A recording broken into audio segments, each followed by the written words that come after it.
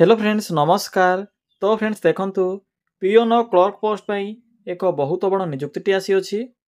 जदि आपणकर क्वालिफिकेशन सप्तम दशम +2 किंबा +3 पास भी थिबो तेबे आपण माने एथिरे अप्लाई करि परिबे।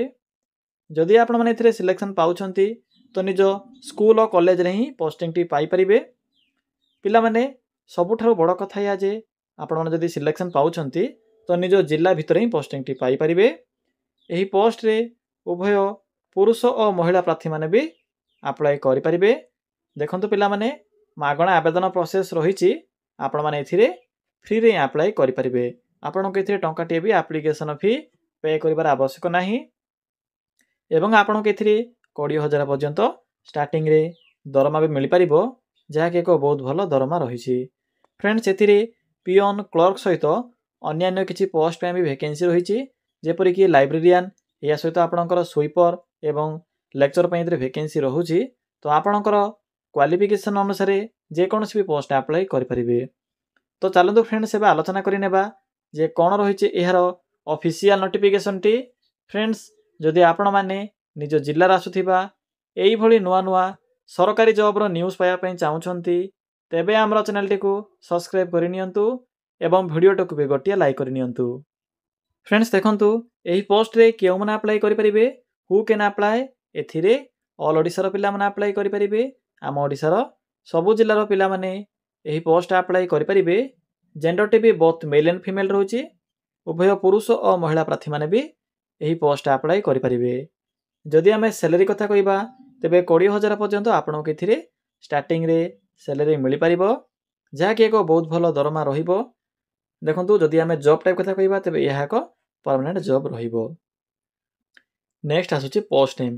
तो पिला माने देखंतु एथिरे 5 प्रकार पोस्ट होची, जेपरि कि एथिरे पिओन पई पोस्ट होची। जदि आप माने 10म टी पास करथिबे मिनिमम तो एथिरे पिओन पोस्ट अप्लाई करि परिबे। या सहित जूनियर क्लर्क पई वैकेंसी रहउची। असिस्टेंट लाइब्रेरियन पई पोस्ट होची। गेस्ट फैकल्टी पे आपनकर लेक्चर पे वैकेंसी रहिबो।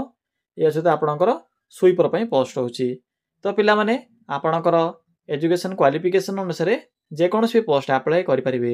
जदि आपण माने समस्त पोस्ट पे एलिजिबल होथिबे तेबे चाहिले एही समस्त पोस्ट पे भी अप्लाई करि परिबे। फ्रेंड्स नेक्स्ट आसुची एजुकेशन क्वालिफिकेशन। तो देखंतु कोन सब क्वालिफिकेशन थिले आपण माने ए पोस्ट अप्लाई करि परिबे। जदि आपनकर मिनिमम क्वालिफिकेशन सप्तम पास थिबो तेबे भी अप्लाई करि परिबे। मैट्रिक पास करथिले भी अप्लाई करि परिबे। या सहित डिग्री पास करथिले भी अप्लाई करि परिबे। पिला माने देखंतु स्ट्रीम कोन रहिछि ना आर्ट्स साइंस एवं कॉमर्स, एही समस्त स्ट्रीम रो पिला माने एही पोस्ट अप्लाई करि परिबे। तो देखि नियंतु जे एथिरे केउ पोस्ट में कोन सब क्वालिफिकेशन रो आवश्यक पड़िबो। फ्रेंड्स जदि आपण माने पिओन रा अप्लाई करिवे तो पिओन पोस्ट में आपनकर मैट्रिक पास रहउची। जदि आपण माने जूनियर क्लर्क रा अप्लाई करूछंती तो क्लर्क में आपनकर ग्रेजुएशन पास रहउची बा +3 पास रहउची एनी डिसिप्लिन रे।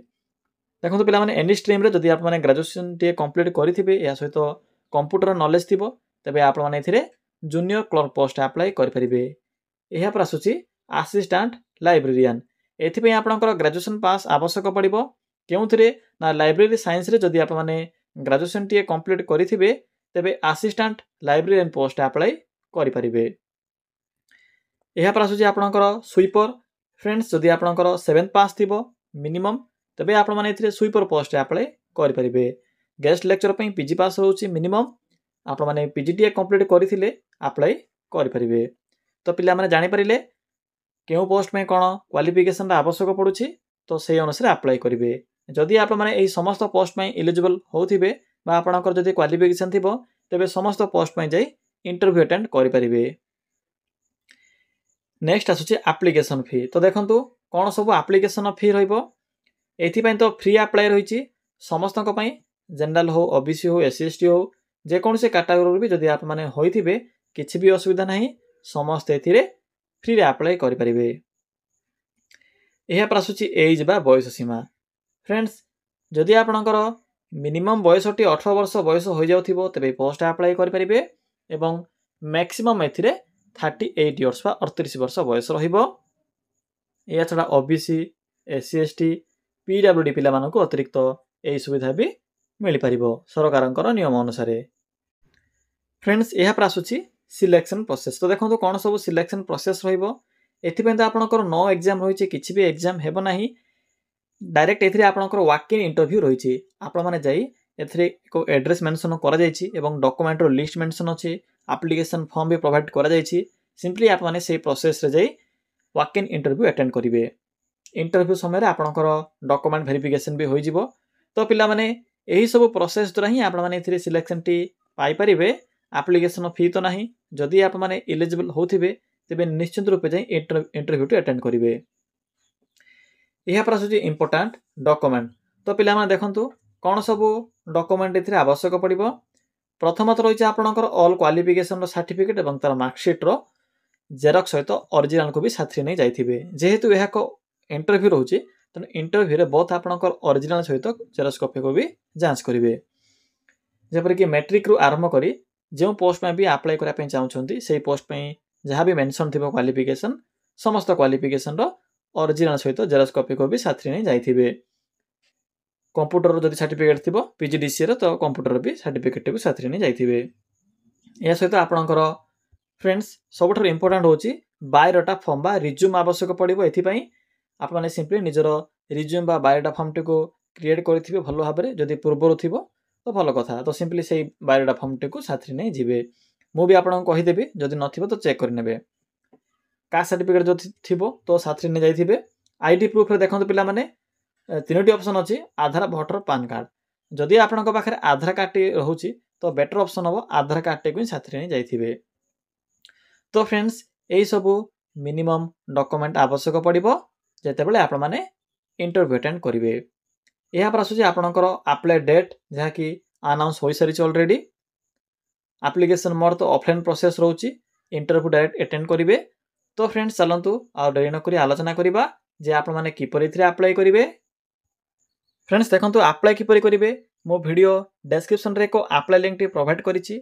तो सिंपली आप माने वीडियो डिस्क्रिप्शन थिबा अप्लाई लिंक ऊपर क्लिक करिवे। देखंतु पिला माने क्लिक कला परे आपनक सम्मुखरे ओडिशा जिओफिटी जॉब्स रे साइट आसीथिबो। तो सिंपली टिके तलको स्क्रॉल करिवे। फ्रेंड्स आपनक एठारे भिन्न भिन्न कैटेगरी अनुसार जॉब रो ऑप्शन गुडी को सो हेबो आपण माने निजर क्वालिफिकेशन अनुसार चेक भी कर परिबे। एबे देखंतु कॉलेज पियन एवं क्लर्क या सहित लाइब्रेरियन पोस्ट रे किपरि अप्लाई करिवे। फ्रेंड्स एठारे को स्कूल एंड कॉलेज जॉब रो ऑप्शन अछि देखि परथिबे स्कूल जॉब्स रो ऑप्शन अछि। तो सिंपली आप माने स्कूल जॉब्स रो ऑप्शन ऊपर क्लिक करंतु। क्लिक कला पर देखंतु आपनको एई भली सो हेबो। सिंपली टिके तलको स्क्रॉल करिवे। मन रखिबे आपनको जो स्कूल जॉब्स रो बॉक्स टी सो होतिबो सिंपली सेठे क्लिक करिवे। क्लिक कला पर एई भली ही सो हेबो। तो फ्रेंड्स देखंतु जहाँ भी आपनकर स्कूल एवं कॉलेज तरफ वैकेंसी आसी थाए आम जिला हो जाओ कि लोकाल हो जाओ कि सेंट्रल हो जाओ जहाँ भी वैकेंसी आसी थाए तार अपडेट आपको एठारे देखा मिलिबो। तो देखंतु रिसेंट एक वैकेंसी आसी समग्र शिक्षा अभियान तरफ चाहिए भी अप्लाई करेंगे। किंतु आज वीडियो में आपको क्लर्क पियन एवं लाइब्रेरियन पोस्ट विषय कहबी। तो देखंतु प्रथम ही आपको रायगड़ा वुमेन्स कॉलेज तरफ आसवा नोटिफिकेशन टी सो होतिबो। तो सिंपली आप माने एही Rayagada women's college requirement 2024 apply for peon clerk and librarian post रो नोटिफिकेशन रो लिंक ऊपर क्लिक करंतु। फ्रेंड्स मन रखिबे वीडियो डिस्क्रिप्शन रे आपनको अप्लाई लिंक टी मिलि जिवो। फ्रेंड्स देखंतु टिके तलको स्क्रॉल करिवे आपनको ए पोस्ट रो सब इन्फॉर्मेशन देखिबा को मिलिबो। प्रथमत रही आपनकर इंटरव्यू डेट जहाँ कि आपनकर 11/8 पिले मैंने देखनी जो डेट रही है आपनकर 11/8/2024 रही। ए डेट रे आप माने जाई डायरेक्ट इंटरव्यू अटेंड करेंगे। उभय पुरुष और महिला अप्लाई करेंगे कही सारी। यहाँ पर आसूँ एजुकेशन क्वालिफिकेशन जहाँ कि पोस्ट वाइज मुझे आपको पूर्व कही सारी चेक भी करेंगे जो पोस्ट भी अप्लाई करने चाहते। यही तो कही सारी सैलरी आपको कहते मैक्सिमम 20,000 पर मंथ मिल पार स्टार्टिंग रे। एप्लिकेशन फी किसी भी ना। एबे देखो पिला माने अप्लाई किपरि करेंगे शेष में आपको इंपोर्टाट लिंक मिल जाव। एठार आपको इंपोर्टाट लिंक शो हो एप्लिकेशन फॉर्मेट लिंक अच्छी। फ्रेंड्स जदि आपको पाखे बायोडाटा फॉर्म बाय रिज्यूम थी तो आपको ये फॉर्मेट को फिलअप कर आवश्यक ना। सिंपली आप निजर बायोडाटा फॉर्म टी को फिलअप करेंगे। सॉरी फ्रेंड्स आप निजर जो ओल्ड फॉर्म थी से फॉर्म टी को नहीं डॉक्यूमेंट साथी नहीं इंटरव्यू अटेंड करेंगे। तो देखो नोटिफिकेशन पीडीएफ लिंक अच्छी एठार क्लिक कर चेक कर नियंतु प्रथमे। फ्रेंड्स देखो से नोटिफिकेशन लिंक ऊपर क्लिक कलापर आपको यही छोटिया नोटिफिकेशन देखा मिल जहाँकि आपंकर रायगड़ा वुमेन्स कॉलेज तरफ वैकेंसी टी रिलीज होइछि। डेट आपणकर देखिपे मेंशन अच्छी 27/7/2024 नोटिफिकेशन रिलीज होता। यार जो आपणकर इंटरव्यू डेट रही 11/8/2024 रही 10टा AM रु स्टार्ट हो। या छड़ा देखो 5 प्रकार पोस्ट रही number of vacancy 1 lakh post रहिबो। मिनिमम क्वालिफिकेशन तो कहि सारी पूर्व। तो पिला माने यह सब थिला टर्म्स एंड कंडीशन एही पोस्ट पई एज एवं बाकी सब इनफॉरमेशन मेंशन अछि। एबे देखो किपरि अप्लाई करिवे पिला माने एथे मेंशन करा जायछि आपण माने निजर डॉक्यूमेंट सहित रिज्यूम देखि परथबे पर्सनल रिज्यूम मेंशन अछि। तो निजर रिज्यूम टी को क्रिएट करिवे ए सहित ओरिजिनल डॉक्यूमेंट को साथ रे नै ए सहित जेरॉक्स कॉपी भी साथ रे नै जायथिबे एवं इंटरव्यू अटेंड करि परिबे। देखि परथबे मेंशन अछि एठारे। तो पिला माने एठारे एक टर्म्स एंड कंडीशन मेंशन अछि जे जदि आपण माने SC ST होइथिबे तो आपण के एथरे एज रो सुविधा मिलि परिबो जदि आपण माने निजर सर्टिफिकेट को शो कराइबे SC ST रो।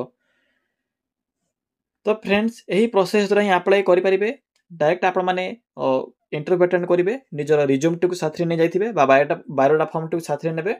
एसे तो एप्लीकेशन फॉर्म तो किछि एथरे प्रोवाइड करा जाय नाही। एथरे मेंशन करा जायछि जे केवल आपणकर रिज्यूम सहित ओरिजिनल डॉक्यूमेंट या सहित अटैच करथिबे जेरॉक्स कॉपी गुडी को एवं जाय इंटरव्यू अटेंड करिवे। तो पिला माने एही प्रोसेस द्वारा ही अप्लाई करि परिबे जे पोस्ट में भी एलिजिबल होथिबे से पोस्ट में इंटरव्यू देबे। तो फ्रेंड्स यह थिला आज रे जॉब विषय रे फुल इन्फॉर्मेशन। जदि आपण माने निज जिल्ला रे आसथिबा जॉब रो इन्फॉर्मेशन पाया पई चाहउछंती तो आपणकर डिस्ट्रिक्ट नेम टी को भी कमेंट करि परिबे।